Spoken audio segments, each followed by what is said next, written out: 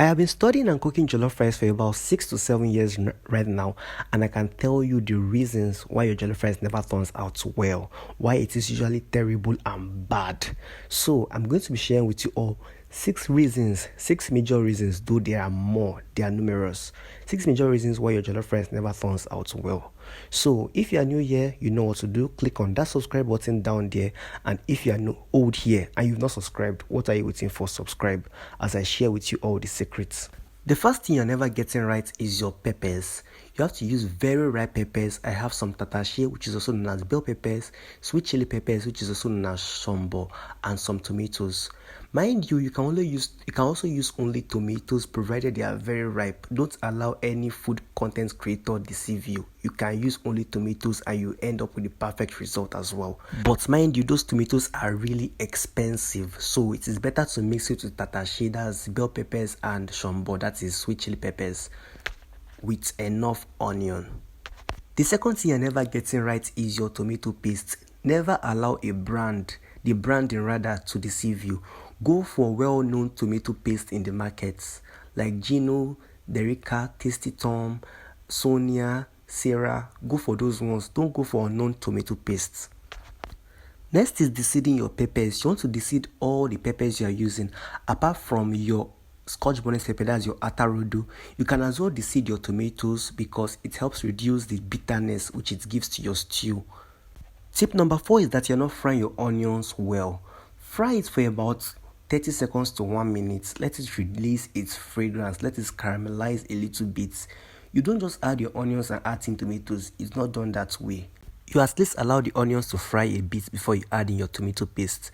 Then, once you add in your tomato paste as well, you allow it to fry it for a longer time, for about 10 minutes. I fry mine for 10 minutes, depending on the quantity and the heat that I'm frying it on. So, you want to know the setting of your gas, know the setting. I fry mine on medium to low heat so that it does not burn. Because if it should burn, then it's going to ruin the end result of the jollof rice. Now, after 10 minutes later, this is how you want it to be.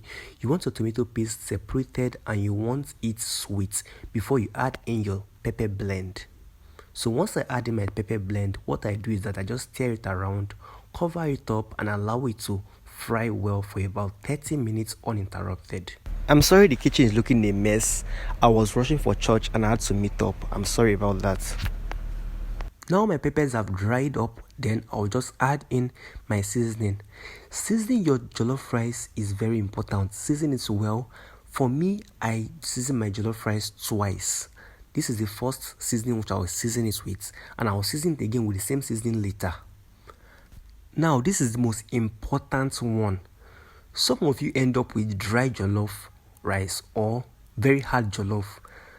You watch your YouTubers, they use basmati rice to make their jollof rice. They use jasmine rice to make their jollof rice. That's because those brands cook very, very fast. That rice cooks very fast. You are now coming to use your regular Nigerian imported rice to cook jollof rice, and you just want steam to cook it. Steam cooks rice, yes, but what creates the steam? Enough water. You need water to cook your rice, my sister, my brother. Don't just depend on small water, 1 cup of water, like most of your YouTubers are doing. Those ones will end up with perfect jollof rice because they are using expensive rice to cook their food. So, I just seasoned it the second time, and my rice, this is my rice. I kind of soaked my rice for about 10 minutes with hot water before I now added it to the stew. Now this is what I have, and I'll just stir everything well to combine. Then I'll top it up with more water. You want the water level to be about an inch above the rice. So you can use foil paper to cover your rice to trap in steam as well. But I normally use sack, that's rice sack, because I find out that it traps in more steam than some foil papers. Now I'll just stir it. This point, you want to taste for seasoning. If you taste for seasoning and it's not enough, this is the only opportunity to adjust it. If you're not adjusting now, forget it. Forget about it.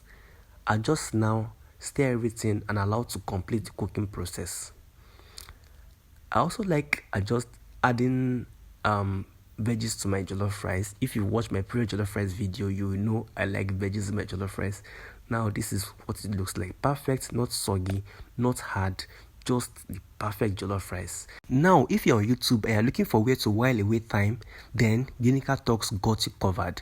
Quickly go to Ginika Talks channel, subscribe and watch her videos. Her videos are very educative. Like, I enjoy watching her videos every single time. Thank you all for watching, and do not forget to subscribe to my channel and like this video. Thanks a lot.